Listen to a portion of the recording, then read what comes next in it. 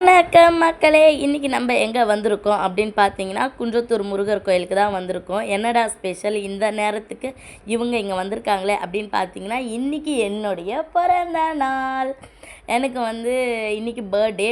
அதனால் கோயிலுக்கு போகலாம் அப்படின்னு சொல்லிட்டு நாங்கள் கிளம்பணும். நிறைய பேருக்கு தெரியும், வீட்டில் ஹவுஸ் ஒய்ஃபாக இருக்கவங்க யாருமே மேக்ஸிமம் 90% எல்லா நாளை போல் தான் அந்த பிறந்த நாளும் அதுவும் ஒரு நாளாக போகும். அது மாதிரி தான் சின்ன வயசுலேயும் சரி, நான் வளர்ந்த அப்புறமும் சரி, எனக்கு வர ஒரு ஒரு பர்த்டேவும் உண்மையாகவே நிறைய பேர் சர்ப்ரைஸ் அப்படி இப்படின்னு நிறைய எதிர்பார்ப்பாங்க. அது என்ன நேரமோ என்ன கால கொடுமையோ தெரியல. என் பர்த்டே அன்றைக்கி மட்டும் எங்கள் அம்மா வீட்டில் இருக்கும்போது எங்கள் அம்மா கையிலையும் சரி, என் ஹஸ்பண்ட் வீட்டில் இருக்கும்போது என் ஹஸ்பண்ட்கிட்டேயும் சரி, அந்த நேரத்துக்கு மட்டும் கஷ்டம் எங்கே இருந்து தான் பறந்துக்கின்னு வரும்னு தெரியாது. ஆனால் அது ஃப்ளைட்டு பிடிச்சி அந்த டேட்டுக்கு உக்காந்துக்கும்.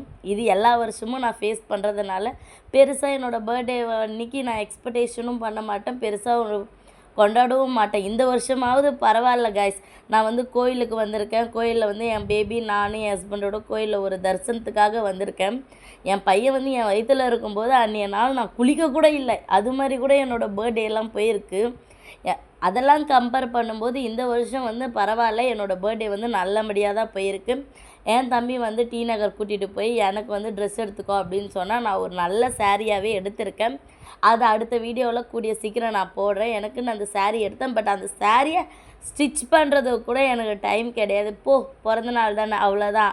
எதனா ஈவெண்ட் வரும், ஒரு மேரேஜோ, ஒரு காது குத்தோ, ஒரு பர்த்டே ஃபங்க்ஷனோ, அது மாதிரி எதனா வந்தால் அப்போ தைச்சி போட்டுக்கலாம், இப்போ எதுக்கு அப்படின்னு சொல்லிவிட்டு நான் அந்த சாரீ கூட கட்டலை. ஈவினிங் ஒரு 6 o'clock போல் குளிச்சுட்டு நான் ட்ரெஸ்லாம் சேஞ்ச் பண்ணி என் ஹஸ்பண்டும் ஒரு 1 hour 2 hours பர்மிஷன் போட்டு வந்துட்டார். அங்கேருந்து நாங்களும் கிளம்பி கோயிலுக்கு போயிட்டோம். கோயிலுக்கு போகும்போது பார்த்திங்கன்னா செம்ம கூட்டம் காய்ஸ். நான் என்ன நினச்சேன், நார்மல் நாள் தான், இன்றைக்கி எந்த ஒரு விசேஷமும் இல்லை, போகணுன்னு சாமி தரிசனம் பண்ணிவிட்டு அப்படியே வேறு எங்கன்னா போயிட்டு வரலாம் அப்படின்னு சொல்லிட்டு தான் போனோம். போய் பார்த்தா செம்ம கூட்டம் குன்றத்தூர் கோயிலில். ஏன்னா இப்போல்லாம் தெரியல, என்னன்னே தெரியல, முருகர் கோயில் அப்படின்னாலே நிறைய பேர் வராங்க, சாமி கும்பிடுறாங்க. நான் இப்போது வாட்ஸ்அப் ஸ்டேட்டஸ் போனால் கூட நிறைய பேர் முருகரை சார்ந்து தான் நிறைய பாட்டெலாம் வச்சிட்ருக்காங்க.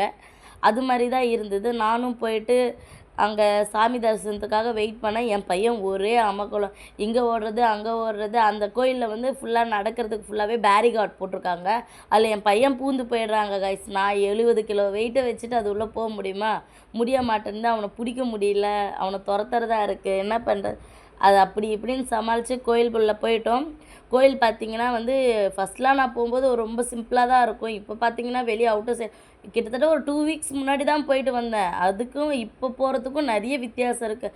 வெளியே ஷெட்டுலாம் போட்டு, உள்ளே பேரிகேட்லாம் போட்டு சூப்பராக இருக்குது. உள்ளே முருகரை பார்க்க போகிறதுக்கே ஒரு 1.5 hours மேலே நான் வெயிட் பண்ணி உள்ளே போய் தான் நான் சாமியை பார்த்துட்டே வெளியே வந்தேன்.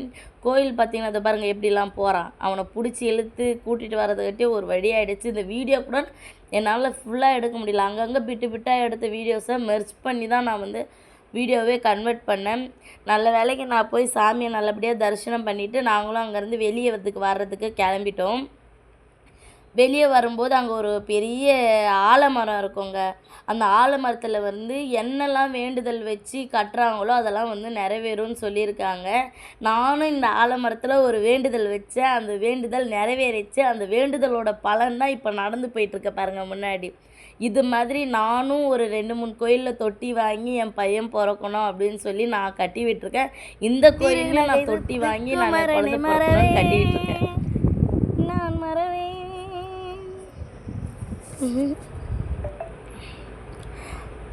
அந்த பின்னாடி பக்கம் போனோன்னா ஃபஸ்ட்டு கோவில் வரையும் தான் இருக்கும். இப்போ பேக் சைடில் இது மாதிரி ஒரு படிக்கட்டு வச்சு அந்த படிக்கட்டு ஃபுல்லாக வெளியே பின்னாடி பக்கமும் ஒரு 100-150 பேர் நடக்கிற மாதிரி கட்டி வச்சுருக்காங்க. அந்த பேக் சைடில் பாருங்கள், இது மாதிரி கல் வச்சு அடுக்குனா அந்த முருகர் அருளால் நம்ம வீடு கட்டிடுவோம் அப்படின்றது நம்பிக்கை. ஆக்சுவலாக எனக்கு நடந்திருக்கு, உண்மை அதுதான். நான் பொய்லாம் சொல்லலை.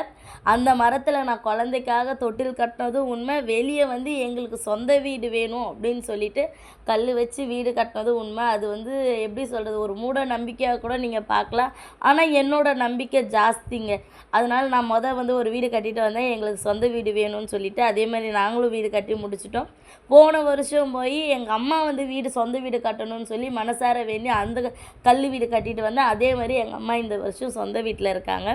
இந்த பேக் சைடில் போகிறது கூட ஒரு படிக்கட்டு இருக்குது. ரொம்ப இருட்டாக இருக்கிறதுனால அந்த பக்கம் போகலை. பகல் டைமில் போனோன்னா அந்த பக்கம் போகலாம் அப்படின்னு சொல்லியிருக்கோம். இப்போ வீட்டுக்கு வந்து விசாரிச்ச அப்புறம் தான் தெரியும். இந்த படிக்கட்டு வழியாக கீழே போனால் அங்கே வந்து 3 பில்டிங் கட்டிகிட்டு இருக்காங்க. குன்றத்தூர் கோயிலுக்கு வர பக்தர்களோட எண்ணிக்கை வந்து ஜாஸ்தி ஆகிடுச்சு அப்படின்னு சொல்லிட்டு பேக் சைடில் வந்து ஊர்லேருந்து வரவங்க ஸ்டே பண்ணுறதுக்கு வரவங்களுக்கு வந்து ரூம்ஸ் மாதிரி அலகேட் பண்ணிகிட்ருக்காங்க போல இருக்குது. அது சரியாக எனக்கு தெரியல. ஆக்சுவலாக வந்து அந்த வந்து தங்கறதுக்காக ஒரு 2-3 பில்டிங்கு ரூம்லாம் வந்து அலகேட் பண்ணியிருக்காங்கன்னு நான் கேள்விப்பட்டேன். பட் கம்பல்சரியாக தெரியல. என் பையன் கையில் வச்சுட்டு வராமல் பாருங்க, அந்த பூ வந்து ஐயர் அவனுக்கு கொடுத்தது. அதை அப்படியே வீடு வர வரையும் எடுத்துகிட்டு வந்திருந்தான். வர வழியில் அங்கே ஒரு பெரிய குளம்னு போட்டு பார்க்லாம் போட்டிருந்தது. அங்கேயும் நாங்கள் போய் விசிட் பண்ணோம். அங்கே பார்த்திங்கன்னா சூப்பராக இருந்தது. எப்படி சொல்கிறது, ஒரு சிட்டி உள்ளே இருக்க மாதிரி இருந்தது. குன்றத்தூர் வந்து இவ்வளோ டெவலப் ஆகுன்றத வந்து நான் எதிர்பார்க்கவே இல்லை. அங்கே வந்து கன்சீவ் ஆனவங்களாம் நடந்து வந்துட்டு இருந்தாங்க, வெயிட் லாஸ் பண்ணுறவங்களாம் வாக் பண்ணிகிட்டு இருந்தாங்க. பெரிய குளங்க, சூப்பராக டெக்கரேட் பண்ணி செம்மையாக இருந்தது. ஈவினிங் டைமில் ஓப்பன் பண்ணி விடுறாங்க போல். வெளியே வந்து எக்ஸசைஸ் பண்ணுறதுக்கு அந்த சைக்கிளை நான் கூட ஓட்டி பார்த்தேன், நல்லா தான் இருந்தது. சைக்கிள் ஓட்டுறது, அந்த எக்ஸசைஸ் பண்ணுறது நிறைய இருந்தது. எல்லாம் போய் கொஞ்சம் நேரம் அங்கே விளையாடிட்டு அதுக்கப்புறமா வந்து நாங்கள் கிளம்புனோம். அதுவும் கிளம்பி போயிட்டு ப்ரெட் ஆம்லேட்டு, வெஜ் சாண்ட்விட்சு, அப்புறம் ஜூஸு எல்லாமே வந்து குடிச்சிட்டு அங்கேருந்து நைட்டு டின்னருக்கும், ஏன்னா பர்த்டே இந்த வருஷம் பரவாயில்லன்னு நான் சொன்னேன் இல்லையா, அதுக்காக தான் நான் போயிட்டு அதுக்கப்புறம் பிரியாணி, ரைஸு, பரோட்டா எல்லாம் வாங்கி நல்லா மூச்சு முட்டை சாப்பிட்டுட்டு நேற்று வயிறு முட்டை படுத்தேன். எந்த சூழ்நிலையிலும் அந்த கடவுள் வந்து அந்த சாப்பாட்டுக்கு வந்து குறை வைக்காமல் இருந்தால் போதும். அந்த பர்த்டே அன்னைக்கு நான் வயிறார சாப்பிட்டு பசியும் பட்டினியும் இல்லாமல் அப்படி இருந்தால் போதும் தான் நான் அந்த கடவுள்கிட்ட வேண்டிகிட்டு இருக்கேன். எனக்கு பர்த்டேக்கு இப்படி வேணும், அப்படி வேணும், அதை செலிப்ரேட் பண்ணணும், இதை செலிப்ரேட் பண்ணணும்னு எனக்கு கண்டிப்பாக எந்த ஒரு ஆசையுமே கிடையாது. என் பிறந்த நாள் எல்லா நாளும் போல் அந்த நாளும் கடந்து போகுது, அவ்வளோதான்.